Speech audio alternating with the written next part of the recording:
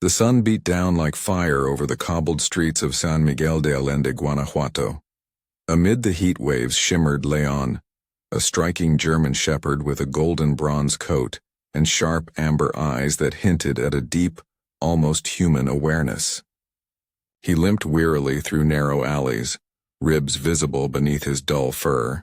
Once the proud guardian of a coffee plantation, León had been cast out when the owners facing ruin sold everything and disappeared. That sweltering August afternoon the skies suddenly shifted. Thunder cracked through the mountains and rain began to pour in heavy sheets, carving little rivers down the steep colonial streets. "Damn sneaky weather," muttered a corn vendor while frantically collapsing his cart. Driven by pure instinct, León bolted through the storm, searching for shelter.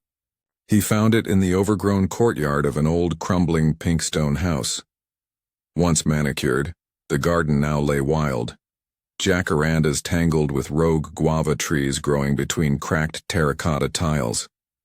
The scent of wet jasmine clung to the air, mixing with the earthy smell of soaked soil. León shook the water off his back and cautiously began to explore the forgotten yard, nose pressed low. Then his ears perked. Something faint cut through the sound of rain. A fragile voice cracked and fading. "Please. Someone. Help." León followed the whisper to a barred window at ground level, half covered in vines. Behind the rusted iron, an elderly man huddled in darkness. Wrinkles etched the old man's face like canyons, and though cataracts clouded his eyes, a glimmer of dignity remained. His white hair, fluffy like cotton, stood in stark contrast to his sun-darkened skin. "Holy Mother, are you real or am I dreaming?" the man croaked, reaching a bony hand through the bars. "Come closer. I won't hurt you." Though wary of humans, León didn't back away. Something about the man stirred something familiar. He stepped forward and allowed the trembling hand to touch his muzzle. "My name's Ernesto Villalobos," the old man said softly. "They used to call me Don Ernesto, back when folks still remembered me." His voice caught. "It's been nearly a month down here. My daughter-in-law. She tricked me. She said I needed to sign papers to protect my land," he rasped, eyes glinting with shame. "But she knew I was forgetful, used it against me." Don Ernesto wore a striped pajama set, sagging off his frail frame. Nearby sat a rusted cot, a few half-eaten plates, and cloudy glasses of water. "She keeps me locked here while she sells off my family's plantation. My father and grandfather worked that land with their bare hands. She tells everyone I'm in a nursing home in Guadalajara." A tear escaped down his cheek. "No one's looking. Everyone believes her." The rain intensified outside, but León didn't move. He simply stared, calm and unmoving, as if absorbing every word. "Will you stay with me a while, amigo?" Ernesto whispered. "It's been so long since I spoke to anyone but her." León curled up beside the window, laying his head against the bars. The old man smiled faintly. "Thank you, God," he murmured to the sky, "for sending me, even just a dog, so I won't die alone in this pit." The storm howled through the night, but León never left his post. He had found something more powerful than food or safety. He'd found purpose. At dawn, the first light spilled through the window slats, waking the dog. Don Ernesto still slept, his breath shallow and uneven. León rose, stretched out his stiff limbs, and gave one last glance toward the man before slinking out into the streets. San Miguel was just stirring. Vendors set up their stalls, the air thick with the smell of fresh pan dulce and rich coffee. León wove through the maze of alleys like a ghost, dodging school children and street sweepers. Eventually his nose, led him behind a small bakery where a young apprentice was hauling out the day's trash. "Whoa! What the hell?" the teen blurted, spotting the dog. "Hold up! Don't run!"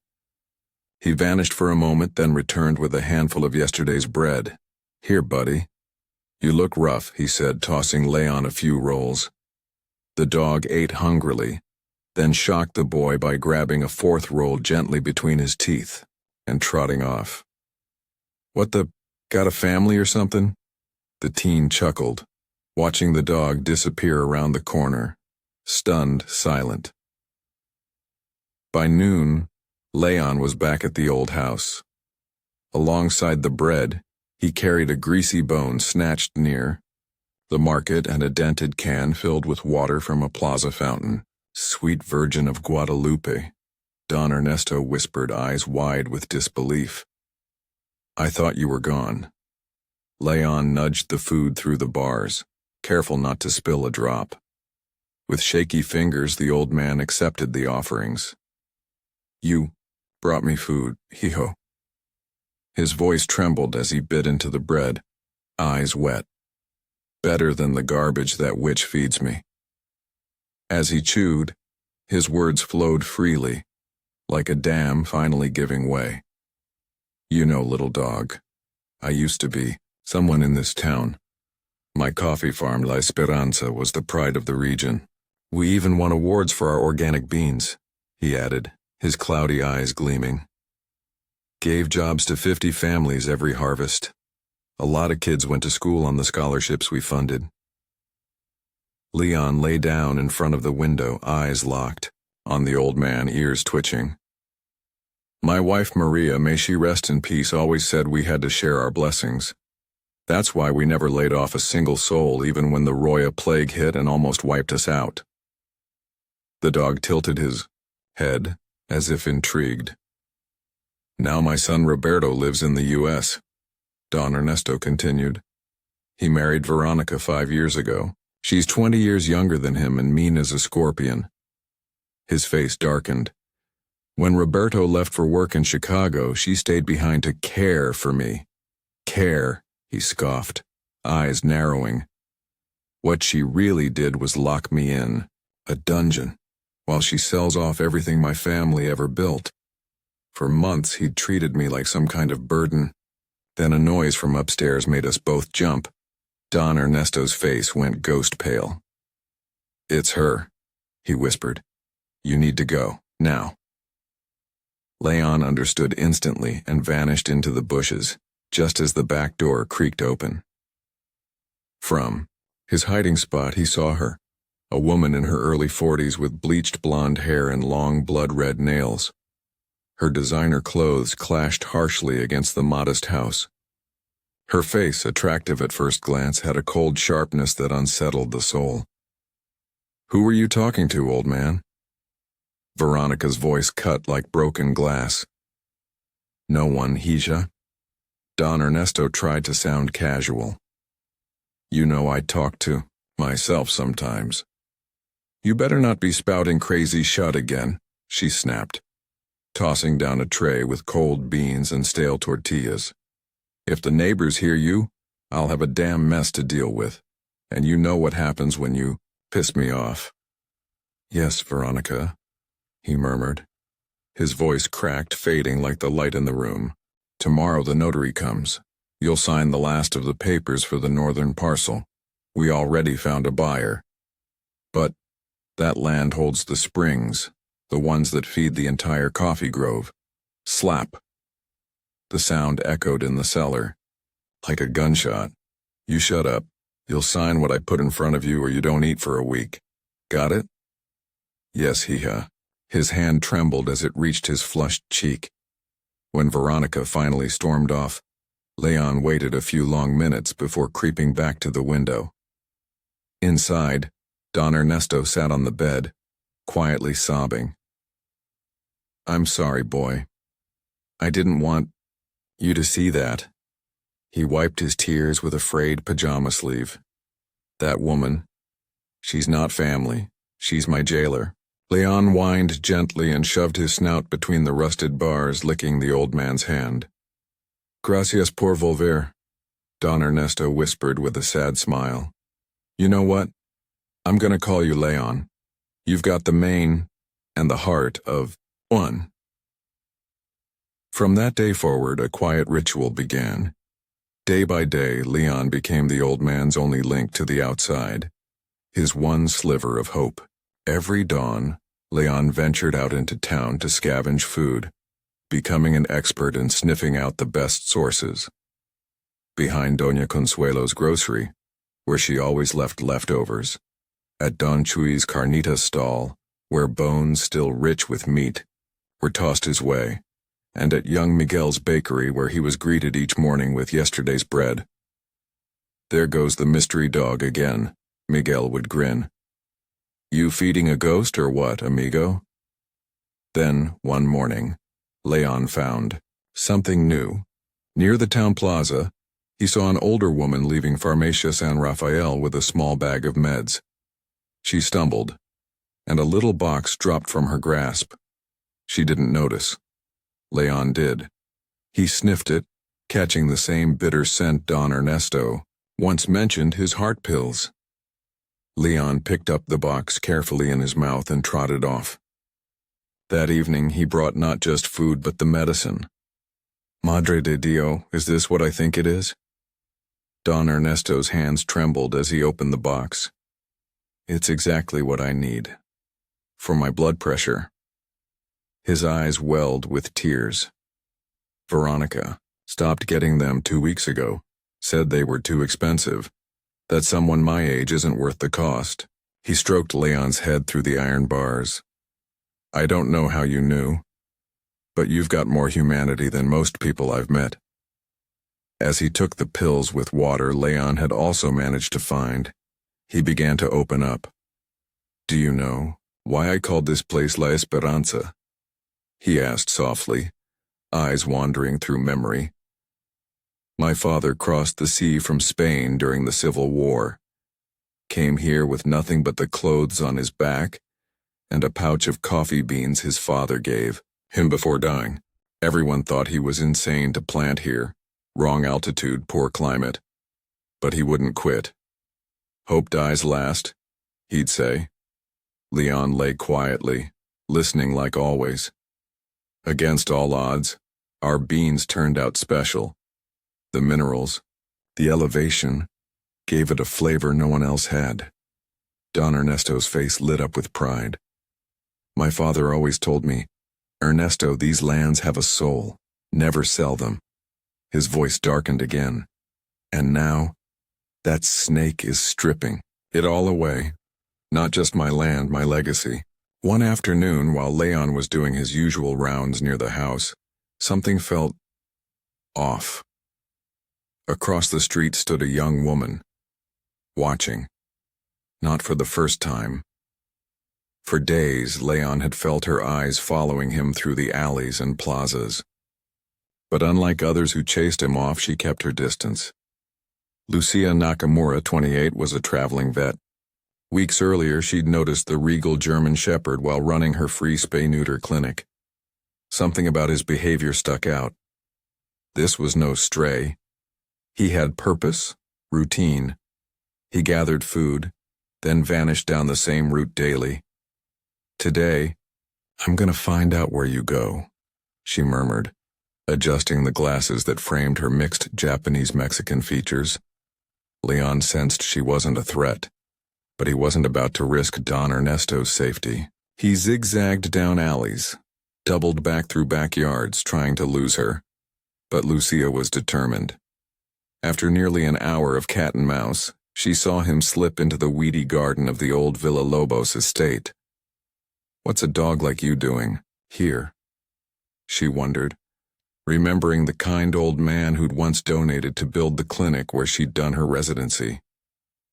She ducked behind a guava tree just in time to see Leon approach a ground-level window and drop off a paper bag of food.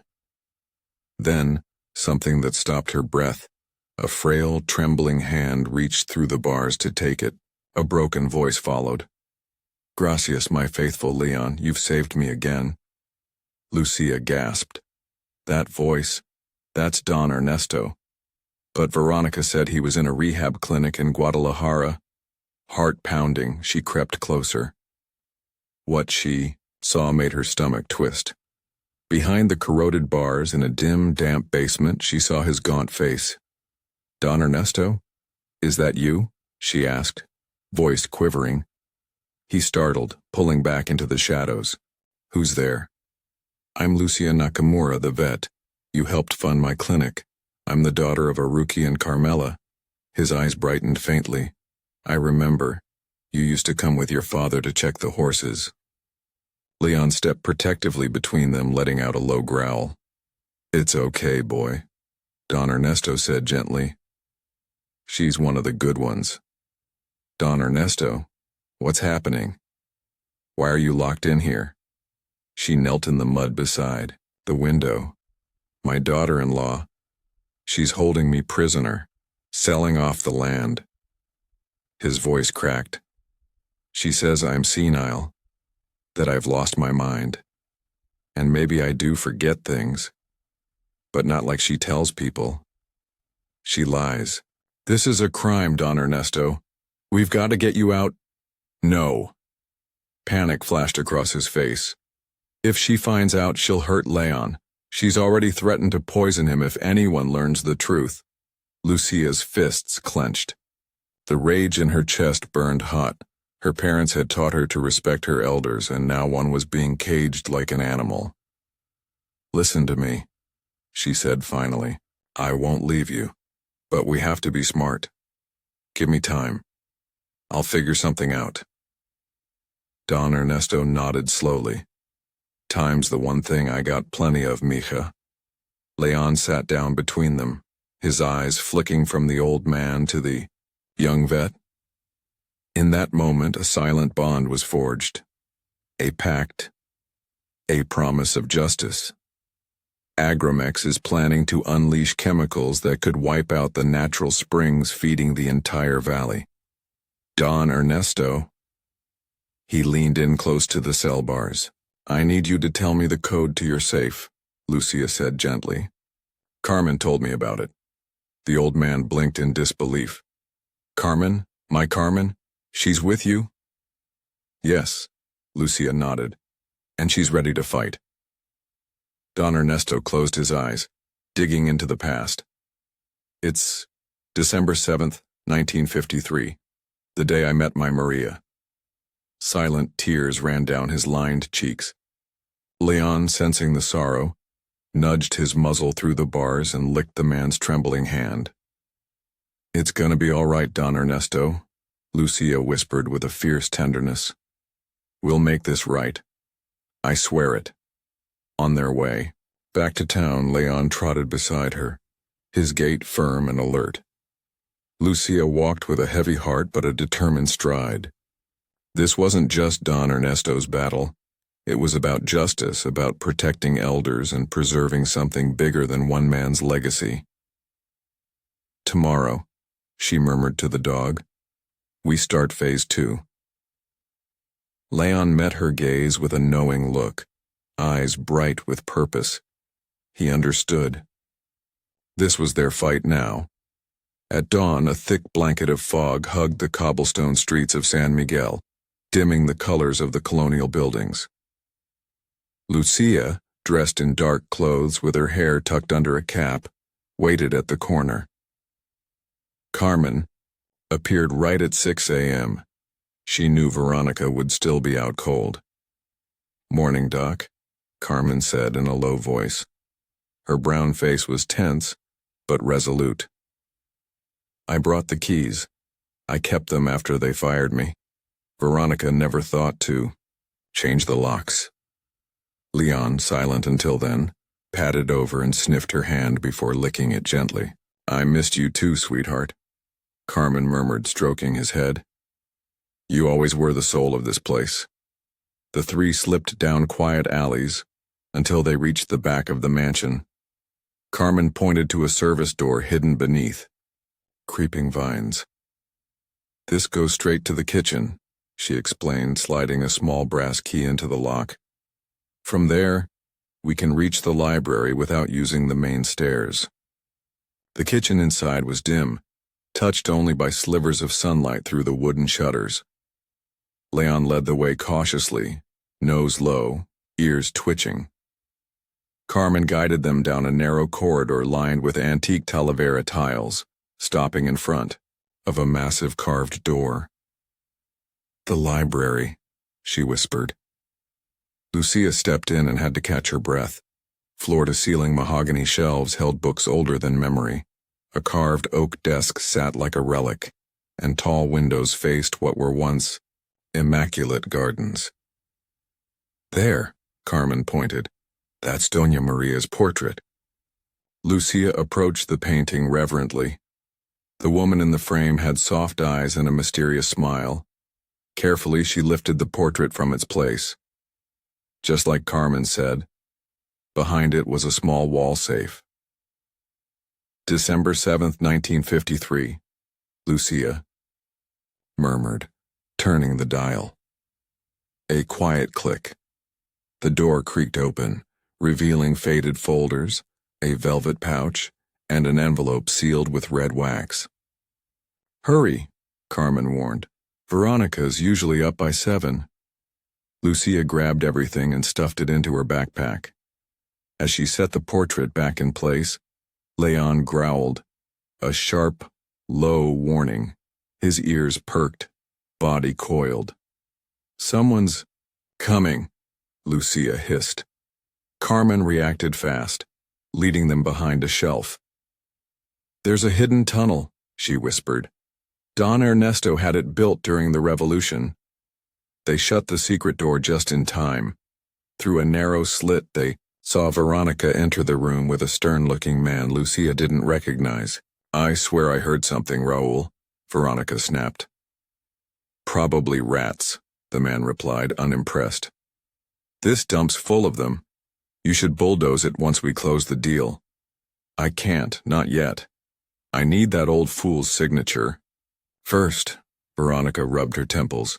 "He's getting stubborn, refused to sign the North Parcel yesterday." Raoul gripped her arm hard. "Cut the excuses, sis. I told Agramex they'd get full rights by the end of the month. Every delay's bleeding us dry." Lucia and Carmen exchanged stunned glances. That man was her brother. The puzzle was finally taking shape. "Raúl Jiménez," Carmen whispered in Lucia's ear. "The town's notary." Of course. That explained the forged papers. "I need more time," Veronica was pleading. "The doctor said we can't keep drugging him like this. He might die. And if he does, we'll have questions we can't answer." Lucia's stomach turned. "Drugging him?" she gasped, barely stopping herself. Leon licked her hand, calming her. "Then figure it out," Raúl snapped. "If we need to move him, we'll take him to the Zacatecas ranch. Nobody'll hear him scream out there." Veronica gave a hesitant, "Tonight then. I'll make him sign or I'll make him disappear." Once they were gone, the trio exhaled. "We have to get Don Ernesto out. Tonight," Lucia said, voice shaking. "We can't wait." "But how?" Carmen asked. "The basement door's locked tight. Veronica carries the only key." Leon, who had stayed close, suddenly headed down the hidden tunnel. "I think he's got a plan," Lucia said softly. The dog led them deep beneath the house, down old musty corridors. The air was thick, the walls close. After what felt like forever, they reached a heavy wooden door. "Dios mío," Carmen gasped. "The old tool cellar. It connects to the basement. I'd forgotten." Working together, they forced the rusted door open. Beyond it, barely lit by the faint light through a barred window, sat Don Ernesto on a thin cot, his head low. "Who's there?" he croaked. Carmen rushed to him, tears spilling. "We're here to get you out." The old man's eyes widened, flickering with hope and fear. "Carmen, Lucia, Leon." His trembling hands reached out. But it's dangerous if Veronica finds out. There's no time, Lucia interrupted. We overheard her. She and her brother are planning to move you to Zacatecas tonight. Somewhere no one will ever find you. The color drained from his face. The ranch? God help us, I'd never come back. Exactly why we're leaving. Now, Lucia said, helping him to his feet. His legs, frail from months of confinement, barely held his weight. León immediately stepped forward, steadying him with his body. Don Ernesto gave a grateful smile and rested a trembling hand on the dog who had become his lifeline. My loyal León, I always knew you were something special. With delicate care, Carmen helped Don Ernesto into clean clothes she'd pulled from her canvas tote. He's in rough shape, she said quietly, concern in her voice. He'll need medical care. We'll take him to my clinic first, Lucia decided. I know a doctor who can examine him off the record. The crawl back through the tunnel was painstaking. Though weak, Don Ernesto's spirit burned hot, his refusal to stop undimmed, even as his aching joints forced painful grunts from his lips. My father dug these tunnels during the revolution, he said between labored breaths. Never thought they'd be the thing to save me one day. When they finally surfaced through a cleverly hidden exit among the old coffee groves behind the estate, sunlight hit his face like a revelation. He squinted, blinking away months of darkness. The world looks different, he murmured, tears slipping from tired eyes. I thought I'd die in that hole. León let out a soft bark and licked his hand, sharing the moment. Thank you, my friend, the old man whispered, hugging the dog close. You were the only one who remembered I was still alive. As they cautiously moved toward Lucia's clinic through hidden paths, none of them noticed the silhouette watching them from afar, binoculars in hand. Dr. Ramiro Estrada, Lucia's longtime veterinary rival and close ally of Veronica, was already dialing. Veronica, we've got a situation. The old man escaped, and you won't believe who's helping him. Lucia's turquoise-walled clinic, usually a place of healing for animals, now became a makeshift sanctuary.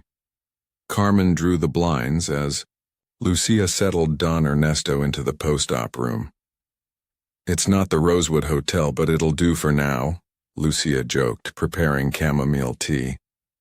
After that pit, this is a palace, Don Ernesto replied, managing a faint smile. His hands, calloused and cracked from years of farming, trembled as he lifted the cup. León stationed himself by the door, ears flicking at every sound. Soldier back on duty. Lucia sat across from the old man and gently opened a worn folder. Don Ernesto, we reviewed the documents you hid in the vault. She spread the yellowed pages across a small table. Are these the original land titles? He nodded. They've been in the family over 80 years. My father guarded them like gold. So did I. His eyes gleamed with quiet defiance. Veronica never knew about them. The ones she holds, copies. They don't have the clauses my father added. Clauses? Carmen asked, gently pressing a cold cloth to his brow. He made it legally binding that the lands of La Esperanza could never be sold to agro-corporations, only to families who would keep the organic traditions alive.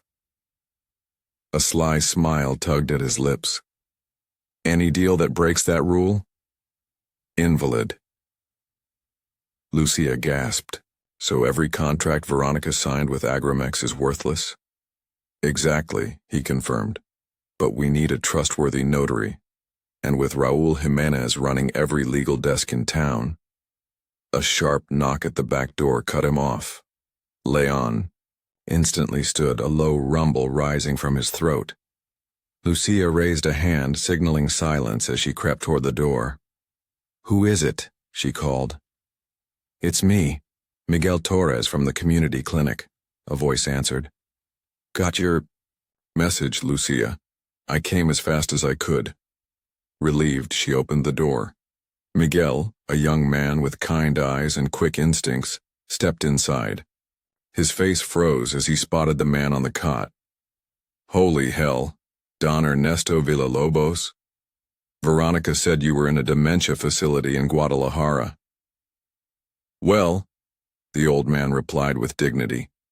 As you can see, I'm very much not in Guadalajara. And still have my marbles, though they're a bit bruised. Recovering from the shock, Miguel moved to examine him. Dehydrated. Underfed. Looks like mild anemia, he muttered, checking vitals. And these bruises, some are fresh, others older. His expression darkened. Don Ernesto, someone's been beating you. The old man clenched his jaw. Veronica has her ways. Whenever I refused to sign, she made sure I remembered who was in charge. Miguel's voice turned icy. This is elder abuse, clear as day. I need to document everything. These injuries could be critical evidence. As he worked, León lifted his head again, posture tense. A second later, he growled toward the window. Someone's out there, Lucia whispered. Carmen peeked through the blinds. It's Ramiro Estrada. He's on the phone, pointing this way. Damn it, Lucia muttered. He's always resented my clinic's success, and he's tight with Veronica. He must have followed us. We don't have much time, warned Miguel, stuffing his tools back into his bag. If he called her, she's probably phoning her brother and Sheriff Mendoza right now. Then we're leaving San Miguel, Lucia declared. We have to get these papers somewhere outside the Jimenez family's reach. My cousin Hector drives a dairy truck, Carmen offered. He delivers to Dolores Hidalgo every morning. Could he take us? Perfect, said Lucia. Miguel, can you stay and keep up appearances? If they come, say you're treating a sick dog. You got it, he replied. But hurry, they'll be back, with a fake warrant in hand. Carmen slipped out the back to call Hector as Lucia helped Don Ernesto to his feet. León stood firm beside him, tail rigid, eyes alert. Ready for one more trip, old friend? Ernesto whispered. León answered with a soft bark, clear as a vow. 20 minutes later, an old refrigerated truck pulled into the alley. Hector, a burly man with a thick mustache, loaded Don Ernesto between crates of cheese and yogurt. Not exactly first class, but no one will look for you here, he said, tossing in some blankets. After a damp cellar for months? Don Ernesto grinned. This feels like the Ritz. They'd barely shut the doors when 3 police cruisers screeched to a halt outside Lucia's clinic. Veronica stepped out of the first car, flanked by Sheriff Mendoza and Raúl Jimenez. Go, Carmen urged. The truck lurched forward, just as the officers stormed the building. From their hiding spot, they watched Miguel meet them with wide-eyed innocence, gesturing toward a peacefully snoring dog in a cage. Your friend deserves an Oscar, Hector joked, steering onto a side road. Miguel's seen it all at the clinic, Lucia replied. He knows how to keep a cool head. As they drove toward Dolores Hidalgo, Don Ernesto rifled through the documents to double-check everything. What's in the velvet pouch? Lucia asked, pointing to the small item he cradled. He unwrapped it gently, revealing a gold ring with a sapphire center. Maria's engagement ring. I was saving it for Keiko, my daughter. You have a daughter? Lucia blinked. Yes, she lives in Japan. Married a businessman and moved there 15 years ago. His eyes welled. Veronica convinced me Keiko wanted nothing to do with me, that she hated me for disapproving her marriage. Showed me letters, full of accusations. That woman's pure evil, Carmen hissed. Did you ever try contacting her directly? Veronica controlled everything. My calls, my mail, even my email, Ernesto said. The one time I tried sending a message in secret, she caught me. That was the night she locked me in the cellar. León, lying close, reached up and licked his hand gently. Ernesto smiled, stroking the dog's fur. When this boy showed up at my window, I thought I was hallucinating. I hadn't spoken to a soul in days. I thought I'd die down there forgotten. But León, he brought hope back to me. The truck rumbled along dirt roads, steering clear of major highways. Through a tiny side window they could see fields bathed in sunset gold. "What's the plan when we reach Dolores Hidalgo?" Hector asked, eyes on the mirror. "We head to the state prosecutor's office," Lucia said. "I've got a cousin who works for the DA. He can help us get these papers into the right hands." "And after that," Don Ernesto added, voice solid again, "I'm calling my daughter. It's time she knows the truth." But none of them realized Ramiro Estrada had already tipped off every police checkpoint nearby, describing the truck and its passengers. The road ahead was about to turn into a battlefield, where every mile meant danger. Twilight streaked the sky in deep purples as the dairy truck jolted to a sudden stop. Hector cut the engine and looked over his shoulder. "There's a police roadblock ahead," he whispered. "That's not normal for this route." Lucia peeked through the front window. 200 yards ahead, heavily armed officers were inspecting every vehicle. "Ramiro must have tipped them off," she said, stomach twisting. "They're looking for us." Don Ernesto, still curled among the cheese crates, struggled to sit up. León quickly pressed his body against him, steady as always. "We can't turn back to San Miguel," Ernesto said, voice weak but firm. "And we sure as hell can't sit here waiting to be caught." Carmen, face tight with urgency, pointed toward a narrow, overgrown path. "That leads to the old Mondragon estate. It's abandoned, but I worked there before joining Don Ernesto. We could lay low till dawn." Hector nodded and eased the truck down the path, killing the engine every few yards. Branches clawed at the sides as they crept forward. Finally, the ruins of the Mondragon hacienda emerged from the brush. Stone walls cracked, vines crawling over ancient arches. "Looks like a scene from a Carlos Fuentes novel," Lucia said, helping Ernesto down. "It was one of the wealthiest estates during the Porfiriato," the old man explained, gazing at the facade. "My father and the elder Mondragon were close. I used to come here as a boy." Carmen led them through a dry, moss-covered fountain to a series of back rooms once used by the workers. "This part's better hidden," she said, "and it has a secret passage straight into the agave fields." The room they chose was dusty and bare, but it would do. Hector lit a few candles Carmen had brought, and Lucia helped Don Ernesto onto a makeshift bed. "I need to check your vitals," she said, noting how pale he looked. "This trip's drained you." As she checked his pulse, he gripped her hand suddenly. "Lucia, if something happens to me—" "Nothing will." She cut him off, firm. "I promise." "Just listen," he insisted, eyes sharp despite the fatigue. "Inside the wax-sealed envelope, there's a letter for Keiko. It explains everything. What happened, and what this envelope contains, is my true will. It was drawn up years ago by another notary in Mexico City. Promise me if I don't make it, you'll deliver it." Lucia gave a solemn nod. "I swear, Don Ernesto. But you'll give it to your daughter yourself." Inside the abandoned fireplace, Carmen had managed to build a small flame. She warmed water using herbs she'd foraged along the trail. "This lemon balm tea will settle your nerves, Patron," she said gently, handing him the steaming cup. Don Ernesto smiled wistfully. "Just like old times, Carmen. You always know what I need." "There's nothing to thank me for. You helped raise all 3 of my sons. Without your support, they never would have gone to college." A heavy silence fell over them.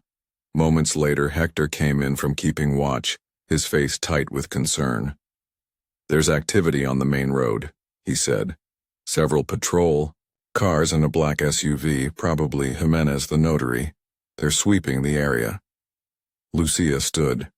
"We need to move before first light." Don Ernesto reached inside his coat and pulled out a worn flip phone.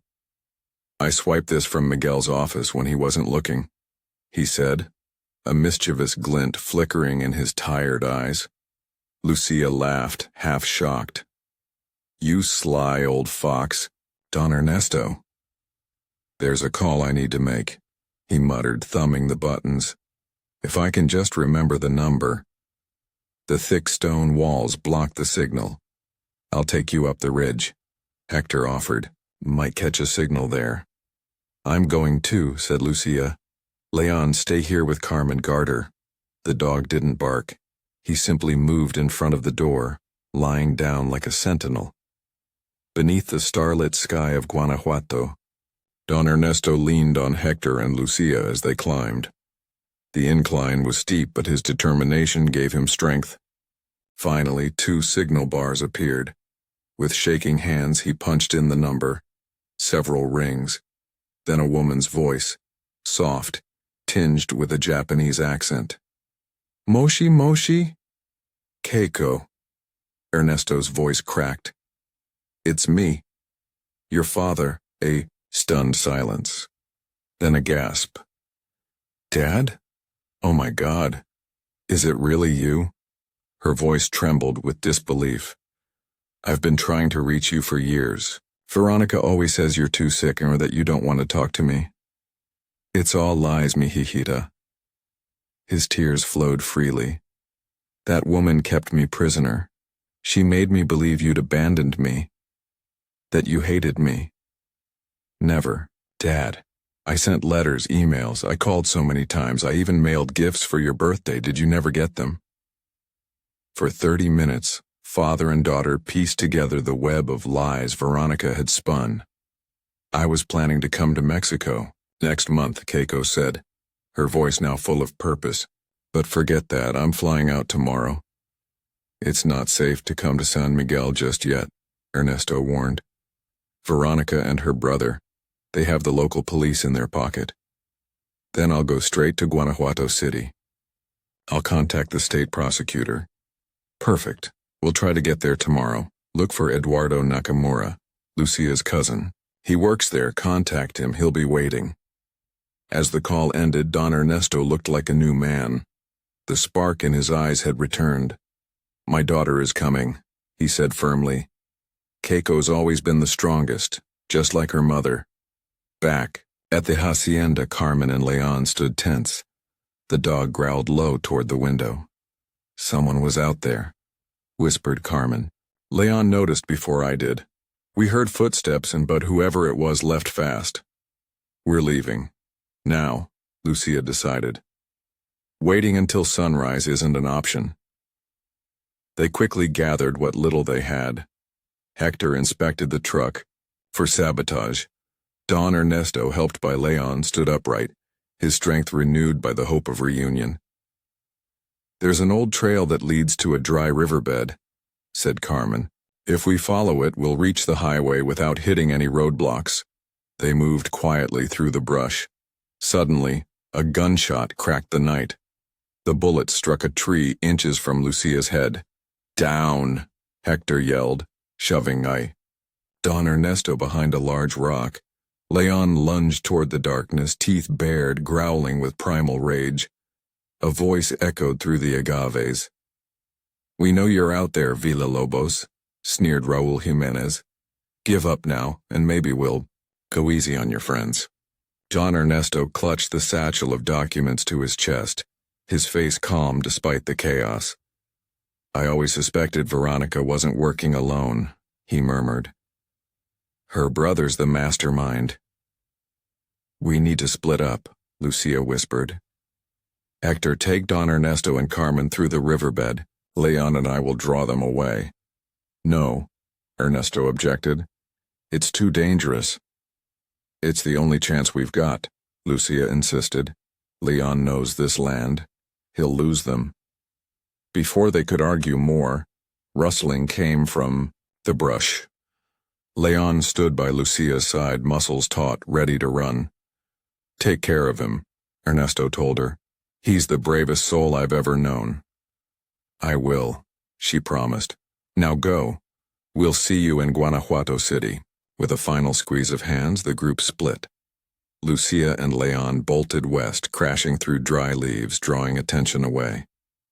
Meanwhile, Ernesto, Carmen, and Hector slipped quietly toward the dry arroyo, shadows vanishing into the night. Chapter. Stars above bore witness to their desperate flight for justice. A distant coyote howled, an omen of danger still lurking. By dawn, Lucia and Leon were tucked under an old stone bridge miles from the Mondragon estate. They had run for hours, zigzagging through agave fields. Leon's stamina had been nothing short of heroic, guiding Lucia down invisible paths only a dog could detect. "We made it, buddy," Lucia whispered, stroking his dusty fur. "We bought them time." Leon raised his head, eyes locked on the horizon as if sensing what came next. Lucia pulled out a half-empty water bottle and a crumpled pack of crackers. She shared them with Leon, who drank deeply and nibbled with surprising gentleness. "We've got to get to Guanajuato before Raul finds Don Ernesto," she said, checking her nearly dead phone. 40 kilometers. Impossible on foot. Then, a diesel engine in the distance. Leon went rigid, alert. "Easy," she whispered, peeking out. "It's a produce truck." A beat-up 3-ton truck rumbled up the dirt path, loaded with crates of fresh chilies. Lucia made a quick decision. "We're doing this," she said, stepping into view, waving her arm. The truck screeched to a halt. The driver, a weathered man with a thick gray mustache and kind eyes, rolled down the window. "What's a girl like you doing out here, mija?" he asked. "My car broke down a few kilometers back," she lied smoothly. "We need to get to Guanajuato. Urgent family matter." He studied her face, then glanced at Leon, who, uncannily, sat calmly, tail down, playing the part. "Hop in," the driver said. "I'm heading to the main market. I'll drop you there." During the ride, Don Pascual, he introduced himself, kept the conversation light. He talked about weather and crop yields, never probing. Lucia silently thanked him for it. "Got family in the city?" he asked, as the colorful hills of Guanajuato came into view. "A cousin," she answered. "He works for the state." "What's his name?" "Might know him." "Small town?" "Eduardo Nakamura," she replied after a pause. Pascual's face lit up. "Eduardo, of course. Helped my compadre with a land issue last year." He glanced at her with curiosity. "Then you're the vet from San Miguel, aren't you? Eduardo talks about you a lot." Lucia felt a chill. "You know my cousin?" "This town's smaller than it looks, hija." Pascual chuckled. "Eduardo and we handle certain matters quietly, especially when powerful people misuse their power." He pulled the truck into a quiet side street. Pulling a scrap of paper from his shirt pocket, he handed it to her. "Go here. It's safer than the Fiscalia. If I'm right, that office is already compromised." He looked meaningfully at Leon. "And that brave animal? He's right in the middle of all this, isn't he?" Lucia, overwhelmed but grateful, nodded. "Thank you, Don Pascual. You have no idea what this means." He tipped his hat. "Hard times reveal true friends, mija. And around here, the Villalobos, they've always been friends of the people." Meanwhile, across town at a modest boarding house, Don Ernesto, Carmen, and Hector had found shelter. The journey through the dry ravine had drained the old man. "You need rest, Patron," Carmen insisted, brewing an herbal tonic from a nearby pharmacy. "There's no time," Ernesto replied, pale and breathless. "Keiko arrives today. We must reach Eduardo before Raúl and Veronica close in. Hector returned from a scouting run. Cops at the bus station, acting strange, asking questions, showing a photo. I think it's you. Ernesto nodded grimly. Raúl must have called in favors. His reach is long. What do we do now? Carmen asked, worry creeping in. We go to the address Lucia gave us, Ernesto said. If Eduardo's legit, he's our only shot. Then Hector's phone buzzed. Unknown number. He answered, speaker on. Hector, it's me, Lucia. Her voice was breathless but focused. Where are you? Is Don Ernesto okay? We're at El Cantarito near the station, Hector answered. He's safe. Tired, but safe. You? We're okay. But listen, don't go to that first address. It's compromised. I have a new location. Safer.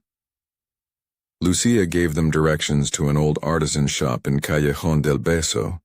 Eduardo would be waiting. Be careful, Lucia, Ernesto warned. If they're chasing us this hard, Raúl's getting desperate. I'm ready, Don Ernesto, and Leon's been my guardian angel. A bark echoed faintly like a vow. We'll see you soon. The line went dead. The room fell into tense silence. We can't all go at once, Hector said. Too obvious. I'll go first. Carmen, wait 30. Don Ernesto, you come last. The old man nodded. Leon will know my scent, he added. If there's danger, he'll sense it first.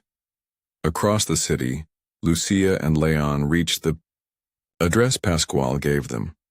An old craft store, faded on the outside, pristine inside. The owner, cheerful and broad-faced with deep indigenous features, welcomed them like family. You must be Lucia. Eduardo's cousin, he said, ushering them into a hidden back room. He'll be here soon. Told me to keep you safe till then. What looked like a cluttered back room turned out to be anything but. Inside there were high-end surveillance monitors, laptops, and even a compact forensic station tucked in the corner. What is this place? Lucia asked, clearly stunned. Let's just say a few of us have spent years tracking the movements of certain powerful families around here, the man replied cryptically. Your cousin Eduardo's been working from the inside, building cases piece by piece. Leon, the dog, seemed right at home in the strange setting, posted near the door like he had back at Don Ernesto's basement window. An hour later, Eduardo Nakamura burst in. His sharp blend of Japanese and Mexican features made him instantly recognizable. Usually calm and collected, his face now held urgency. Lucia, he exclaimed, hugging her tightly. When I got your message, I thought it was a joke. Don Ernesto Villalobos alive and on the run from his daughter-in-law? Sounds like a soap opera. And yet, Lucia said, gesturing to Leon, it's all real. This dog found him, led us straight to him. Eduardo knelt, studying the animal with a professional's eye. So you're the one who cracked the case, he murmured. Leon gave a low, humble whine, accepting the praise. Eduardo stood up, face suddenly grim. It's worse than we thought. Raúl Jimenez isn't just a notary. He's the hidden majority owner of Agromex, the conglomerate gobbling up all the local coffee farms and turning them into industrial avocado plantations. Agromex, Lucia echoed, remembering eavesdropped conversations back at the Villalobos estate. Don Ernesto mentioned they wanted his land for that exact reason. Right. His plantation, La Esperanza, is the final piece. It holds the springs that feed the valley's whole water system. Eduardo tapped on a digital map glowing on the monitor. Whoever controls those springs controls all regional agriculture. That's why they were desperate to get him to sign, Lucia said. But Don Ernesto told me his father added clauses in the land deeds that block any sale to agro corporations. Eduardo nodded, which is why Raúl's in full panic mode. If those original documents surface, not Only would it undo every shady deal so far. It would blow open a whole network of corruption. Suddenly the front door creaked open. Leon's ears shot up. Moments later, Hector appeared in the doorway. "All clear," he said. "Carmen's on her way." Eduardo glanced at his watch. "Keiko Villalobos lands in Mexico City in 2 hours. I've got someone waiting at the airport to bring her straight here." "And Don Ernesto?" Lucia asked, noting Hector had come alone. "He's at the boarding house resting. He'll come once Carmen's safe." But Leon didn't seem settled. He was pacing, sniffing the air, letting out soft, uneasy whimpers.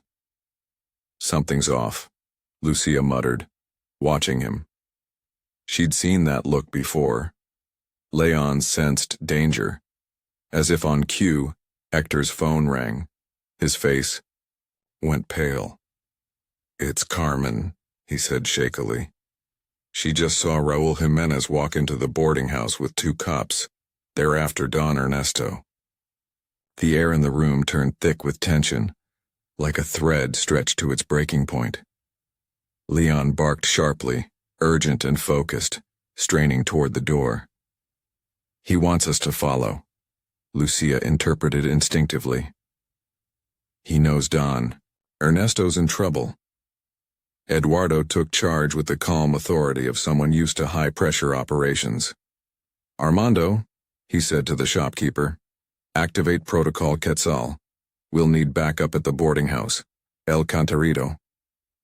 Armando didn't hesitate, launching into action on one of the terminals. Meanwhile, Eduardo opened a drawer and pulled out what looked like a compact weapon.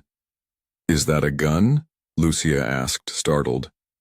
"It's a tranquilizer pistol," he clarified. "I worked with witness protection. Sometimes we need less traditional methods." Hector, jaw tight with worry, was already moving. "We don't have time. If Raul gets to him first." He didn't finish. The 4 of them rushed out, Leon taking the lead, weaving them expertly through Guanajuato's colorful alleyways, staying off the main roads where eyes could be watching. Back in the modest 3rd-floor room of the boarding house, Don Ernesto sat tense, ears tuned to the heavy footfalls on the stairs.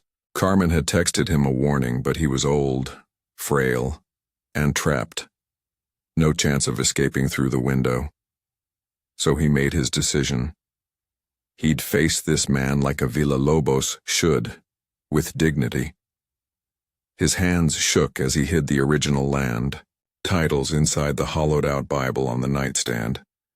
Then slowly, he sat in the only chair in the room and stared at the door, waiting for the inevitable knock. It came hard and fast. "State Police, open up!" Don Ernesto inhaled deeply, summoning the quiet defiance that ran through his bloodline.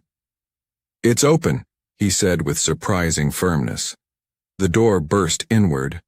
Raul Jimenez entered, flanked by 2 officers, eyes hard.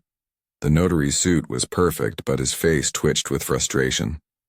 "Well, well, Don Ernesto," he said, voice sugar-coated with menace. "Quite a little vacation you've taken for someone with advanced dementia." "We both know that diagnosis is as fake as the contracts you forged," the old man replied, meeting his gaze. Raul signaled to the cops who stood by the door, blocking any chance of escape. He then leaned in, nose to nose. "Where are the original deeds?" he hissed. "Safe. Somewhere you and your sister will never touch," came the answer. The Teo slap cracked across the room. Don Ernesto, too weak to resist, nearly fell but steadied himself, wiping the blood from his lip. "Violence," he said with icy clarity, "is the last refuge of a man who's already lost the argument." Raul blinked, caught off guard by the unwavering calm. He'd expected begging, panic, maybe even a confession. Not this quiet resistance. "Listen, old man," he snapped, gritting his teeth. "You're coming with me. You'll sign new documents at my office, and then, well, sadly, your condition will deteriorate. Tragic but expected."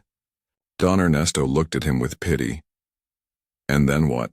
Turned La Esperanza into another dead grove of avocados. Poison the springs that have kept this valley alive for generations, all for profit? Not just profit, Raul shot back. Power. Control the water in Guanajuato, you control everything. Then from outside a bark. Deep, close, unmistakable. Don Ernesto's heart surged. León was near. Looks like I've got company, he said, buying time. My old friends, coming for me again. Raul glanced out the window and cursed. Eduardo, Lucia, Hector, and the dog were closing in. He pulled out his phone. They're here, he told someone. Bring reinforcements, and don't forget what we said about the dog. The implication made Don Ernesto's blood boil. That loyal animal had risked everything to save him. If you lay a finger on that dog, Raul, by my father's name. What? Raul sneered. You'll glare me to death? A commotion echoed from the hallway. Shouts, a sharp thud, and rushing feet. The officers drew their weapons. But before they could react, the door exploded inward. León charged straight at Raul, growling with fury. The notary barely raised his arm before León's powerful jaws locked onto his wrist, not to maim, but to pin him. Eduardo was next through the door, tranquilizer drawn. State prosecution, he barked. Drop your weapons. The officers froze, recognizing Eduardo and the weight of his badge. Hector and Lucia flooded in behind. Don Ernesto, Lucia cried, racing to the bleeding old man. Are you okay? I am now, he answered, eyes fixed on León, still holding Raul firm against the wall. Eduardo flashed his credentials. Eduardo Nakamura, Deputy Special Prosecutor for Corruption Crimes. These officers just witnessed an attempted kidnapping and extortion. You can help, or you can be charged. His voice, his badge, it all landed hard. The cops slowly lowered their guns. We were told to retrieve an elderly escapee with dementia, one mumbled. Then you were lied to, Eduardo shot back. Now escort Mr. Jimenez to my vehicle. He's under arrest for kidnapping, document forgery, elder abuse, and conspiracy. Raul, still pinned, looked truly afraid now. You can't do this. I've got connections. The governor owes me favors. Then I'm sure he'll want to distance himself when he sees the evidence we've gathered. Eduardo replied coldly. León, let him go. To everyone's shock, the dog obeyed instantly, moving to Don Ernesto's side, who knelt to stroke him with shaking hands. My hero, he whispered. The officers cuffed Raul and marched him out just as Carmen arrived, breathless from sprinting, up the stairs. Don Ernesto, thank God, she cried, hugging him fiercely. When I saw them enter, I thought the worst. It's okay now, Carmen, he murmured, thanks to León and these brave souls. Eduardo, finishing a tense phone call, approached with a firm look. News just came in. Veronica was caught trying to cross into the U.S. She had fake IDs and a lot of cash. And the land? Don Ernesto asked, his voice suddenly sharp with concern. La Esperanza is safe. All transactions frozen pending investigation. But we'll need the originals to nullify everything for good. Smiling faintly, Don Ernesto pointed to the Bible.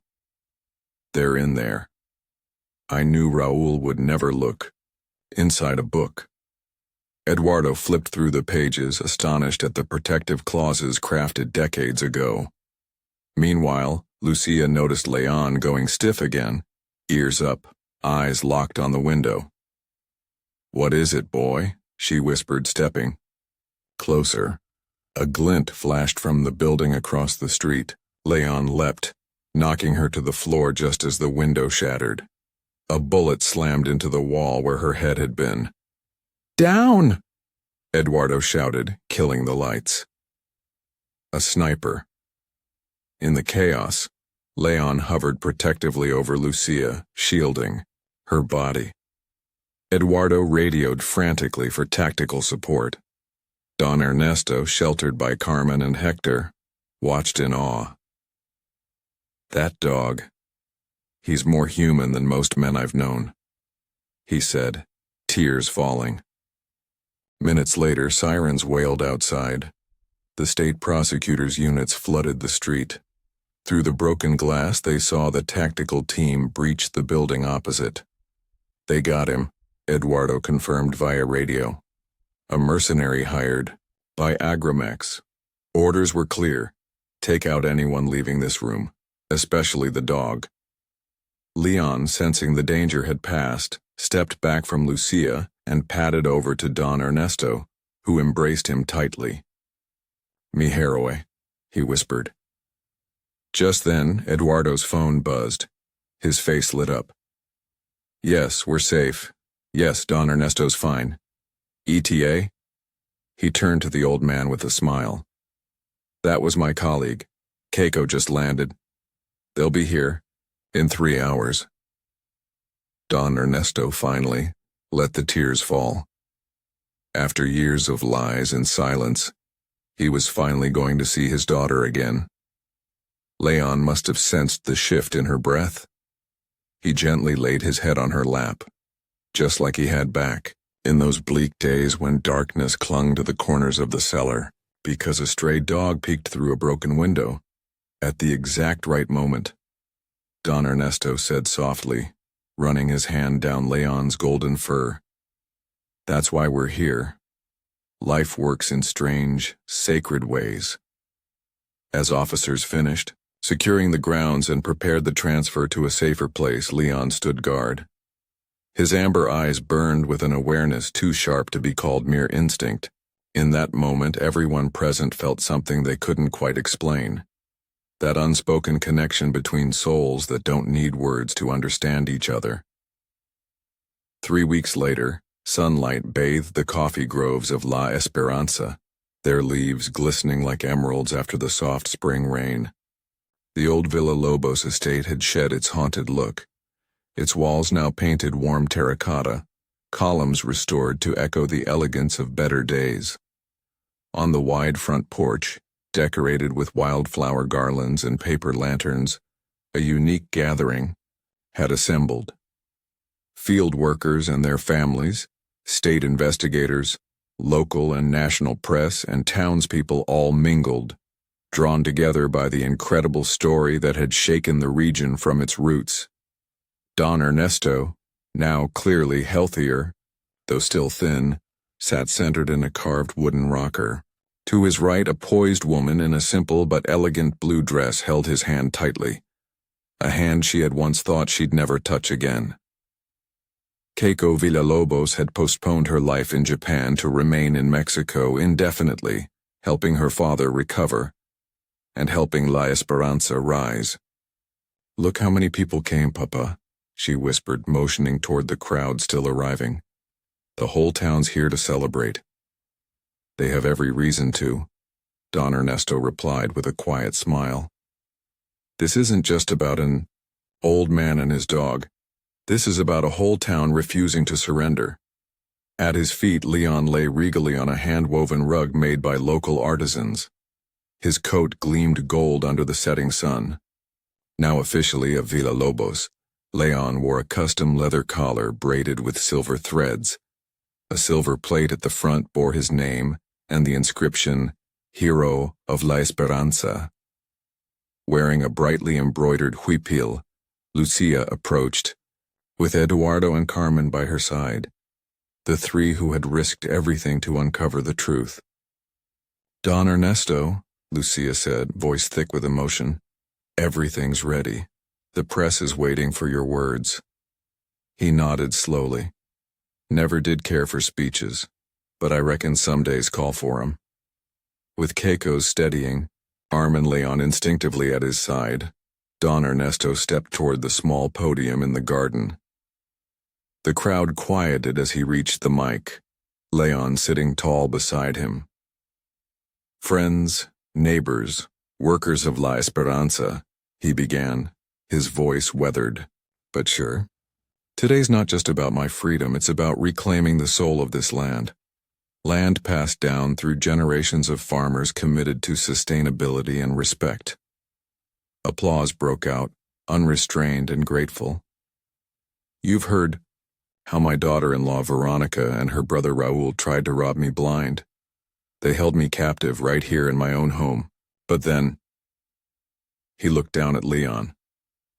Then a stray dog, hungry and forgotten, became my rescuer, and the guardian of everything this community stands for. As if on cue, Leon lifted his head with quiet pride. Murmurs of admiration rippled through the crowd. But I'm not here to relive shadows, I'm here to tell you what comes next. I'm proud to say that every acre of La Esperanza has now been legally shielded under a communal trust, he declared. No one, not a single politician or corporation, can ever sell or exploit these lands again. The ovation was thunderous. Some of the farmers sobbed openly, clutching their families, knowing their livelihoods were now protected. Don Ernesto raised his voice again once the cheers calmed, and thanks to Keiko, who's brought with her a wealth of sustainable farming techniques from Japan, we're launching an organic coffee school. We'll train the next generation in practices that nourish the earth and honor our traditions. Keiko stepped forward, gripping the mic. As an agronomic engineer focused on traditional cultivation, I promise you, the methods my father and grandfather defended for decades are not only eco-friendly, they are the key to surviving this climate crisis. Lucia watched from the side, heart swelling with pride. Don Ernesto had not only healed, he'd reunited with his daughter and helped an entire community come back to life. Eduardo leaned close. The investigation's still rolling, he whispered. Turns out Veronica and Raul defrauded at least 12 other elders. We've already begun filing for the return of their stolen lands. And Veronica? Raul? Lucia asked. Facing over 30 years. No bail. The judge is furious about the elderly abuse charges. Don Ernesto stepped back up to the mic.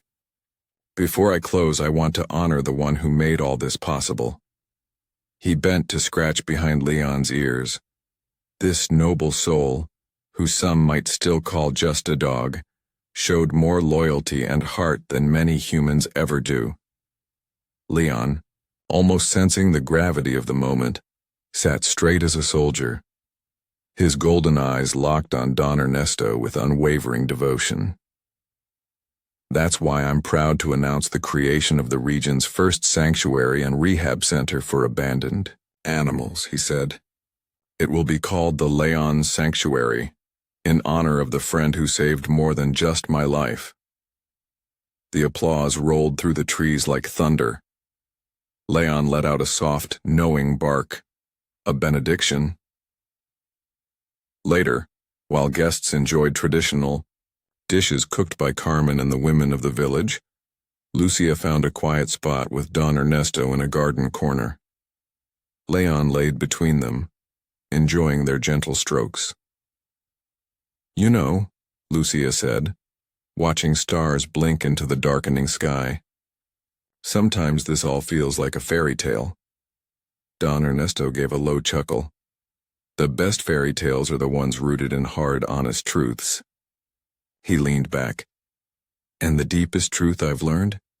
Compassion, even from a stray dog, can transform the world. Do you think Leon always knew? She asked. He looked at the sleeping dog. I think Leon followed something deeper than reason. He followed his heart, Ernesto said, petting the dog's thick neck. And in doing so, he taught us all what courage and loyalty really mean. Just then, Keiko arrived with a tray holding 3 steaming mugs. First brew under the new La Esperanza, she said proudly. Organic, roasted fresh this morning, and made just like you used to tell me over the phone when I was a kid, Papa. The 3 of them raised their mugs in a silent toast. The aroma of the rich coffee swirled in the night air, blending with the jasmine blooming where Leon had once dug out weeds from the forgotten garden. "To Leon," said Don Ernesto. "The dog who saved more than just an old man." "To Leon," echoed Lucia and Keiko in unison. As if recognizing his name, Leon opened his eyes and gazed at them, calm, wise, and content. Then, with the quiet pride of someone who had fulfilled his purpose, he lay his head down again, not just at peace, but standing watch, always, in the years to come. The story of Don Ernesto and Leon would grow into legend. Laws changed.